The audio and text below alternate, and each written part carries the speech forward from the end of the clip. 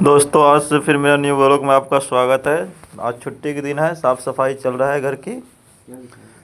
दोस्तों अब धुलाई वुलाई हो रहा है। हम दोनों दोस्त मिलकर धुलाई कर रहे हैं रूम को। दोस्तों फिर देखते हैं आगे क्या हो रहा है। दोस्तों देखो ऊपर छुट्टी के मज़ा ले रहे हैं हम लोग छत पे बैठ के। फिर खाना बनाने की तैयारी होगा। अभी पकोड़े छानने के लिए बैठे हैं दोस्तों।